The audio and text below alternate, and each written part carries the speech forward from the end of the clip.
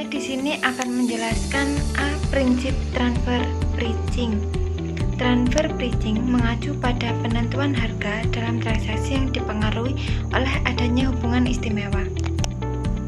Terdapat dua skema transfer pricing yang sering ditemukan oleh otoritas pajak, yaitu yang pertama, claim scammer, yang memperoleh pihak pembeli mengakui penjualan dengan memotong pembayaran jika kualitas barang tidak sesuai standar.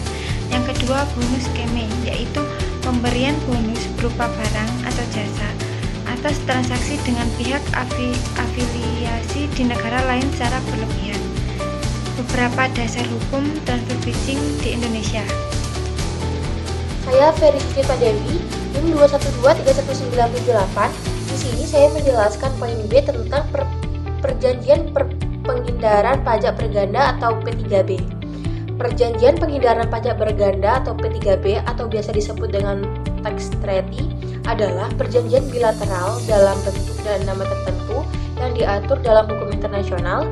Saat ini Indonesia telah memiliki P3B dengan lebih dari 60 negara. Beberapa manfaat P3B bagi Indonesia antara lain yang pertama adalah mendorong investasi dan aktivitas ekonomi dengan negara mitra. Yang kedua adalah memberikan kepastian hukum terkait pemajakan atas transaksi lintas negara.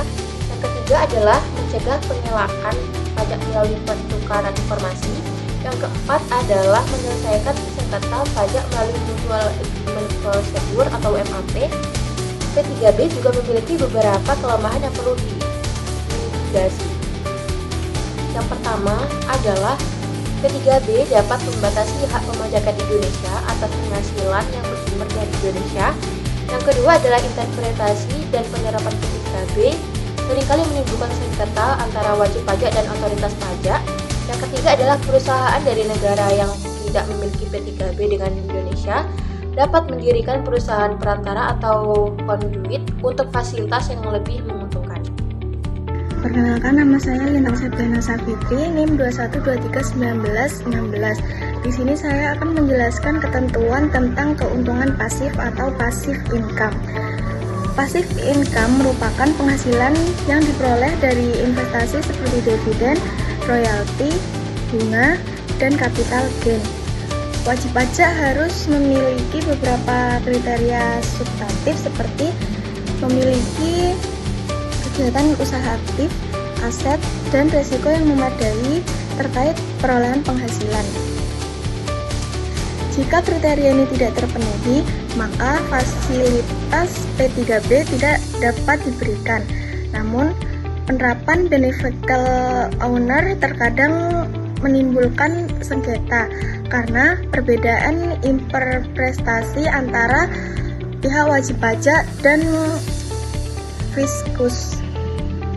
Pengaturan keuntungan pasif dalam perpajakan internasional bertujuan untuk mencegah penghindaran pajak dengan tetap menjaga iklim investasi. Indonesia perlu memperkuat aturan beneficial owner, CFC, capital gain, dan pajak atas ekonomi digital. Assalamualaikum warahmatullahi wabarakatuh. Perkenalkan, nama saya Angela Yerudesiananta, NIM 212320000. Di sini saya akan menyampaikan hasil diskusi dari kelompok saya tentang kriteria pemilihan basis pajak. Pemilihan basis pajak merupakan salah satu isu krusial dalam perpajakan internasional. Secara umum, terdapat dua prinsip utama dalam menentukan basis pemajakan, yaitu asas domisili residence principle dan asas sumber source principle. Kelebihan asas domisili adalah lebih menjamin keadilan dan netralitas pajak karena wajib pajak akan dikenakan pajak yang sama atas penghasilan globalnya. Namun, kelemahannya adalah kesulitan dalam menentukan domisili wajib pajak dan memperoleh informasi penghasilan dari luar negeri. Pemilihan basis pajak yang optimal memerlukan analisis yang komprehensif dengan mempertimbangkan faktor-faktor seperti penerimaan pajak, keadilan, efisiensi ekonomi, dan kemudahan administrasi. Terima kasih. Assalamualaikum warahmatullahi wabarakatuh. Perkenalkan, nama saya Leni Abdul Rahman, NIM 212311930. Di sini saya akan menjelaskan tentang transparansi dan pertukaran informasi pajak internasional, yaitu merupakan kunci dalam menghadapi tantangan perpajakan internasional seperti penghindaran pajak, pengelakan pajak, dan erosi basis pemajakan. Ketersediaan informasi yang akurat dan tepat waktu sangat penting bagi otoritas pajak untuk mengawasi kepatuhan wajib pajak dan mendeteksi praktik yang merugikan. Transparansi dan pertukaran informasi pajak internasional merupakan pilar penting dalam memerangi penghindaran pajak lintas negara. Sekian dari saya. Wassalamualaikum warahmatullahi wabarakatuh. Perkenalkan, nama saya Alvina Damayanti, NIM 21231940. Saya akan membacakan beberapa kasus dan solusi. Kasus yang pertama yaitu PT AAG adalah perusahaan perkebunan kelapa sawit yang diduga melakukan penggelapan pajak melalui transfer pricing dan penggunaan perusahaan perantara di negara suaka pajak.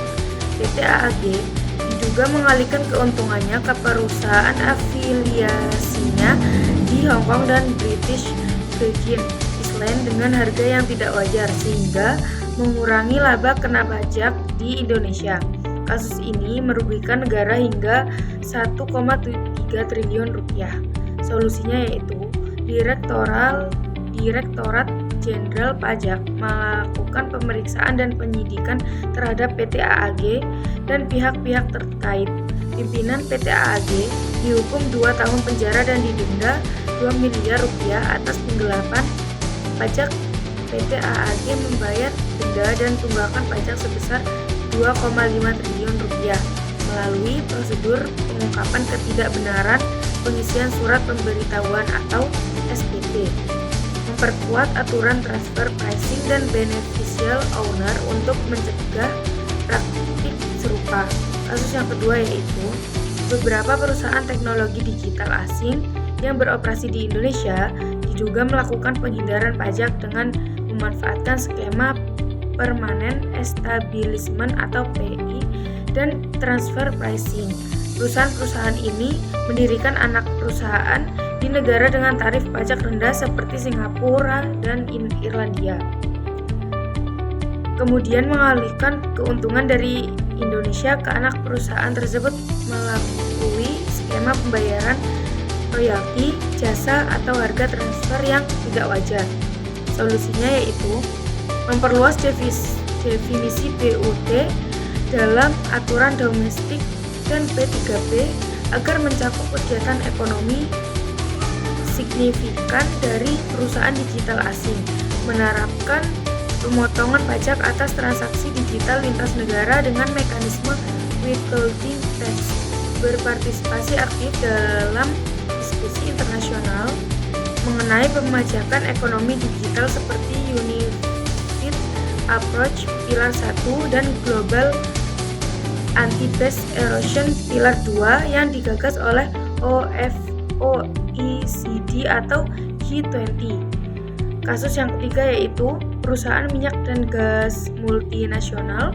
Beberapa perusahaan minyak dan gas multinasional yang beroperasi di Indonesia diduga melakukan penghindaran pajak melalui skema in-capitalization dan transfer pricing.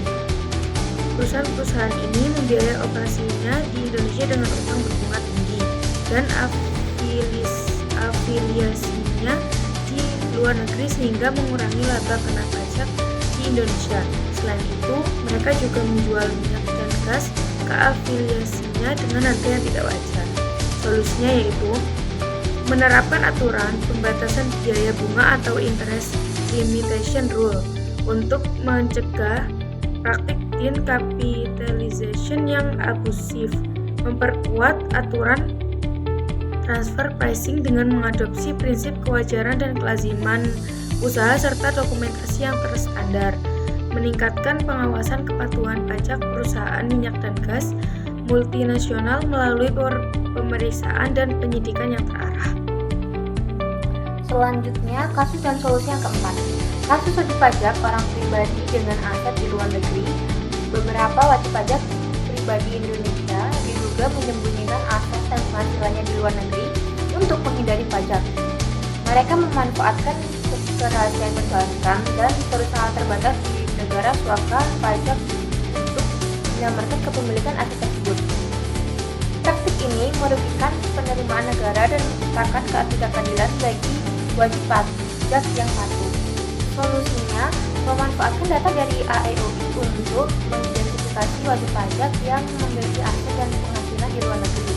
Yang kedua, menerapkan program pengembangan sukarela atau voluntary disclosure program dengan insentif pengurangan sanksi untuk mendorong wajib pajak melaporkan asetnya secara sukarela. Yang ketiga, memperkuat penegakan hukum terhadap wajib pajak yang tidak kooperatif, termasuk pembekuan aset dan pencekalan. Yang keempat, meningkatkan literasi dan kesadaran pajak bagi wajib pajak orang pribadi melalui sosialisasi dan edukasi yang masif. Kasus yang kelima yaitu konflik militer Rusia dan Ukraina yang telah berkecamuk dari tanggal 24 Februari 2022 sehingga berdampak pada adanya penghentian pertukaran informasi perpajakan kepada negara-negara yang terlibat.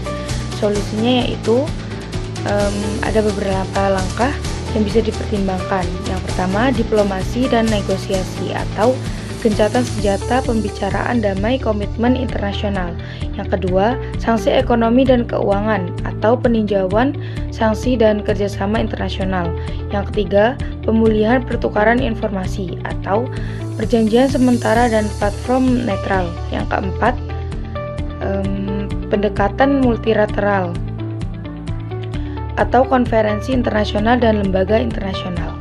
Kesimpulannya yaitu tidak kalah pentingnya Indonesia harus mengedepankan kepastian hukum dan transparansi dalam setiap kebijakan perpajakan internasional.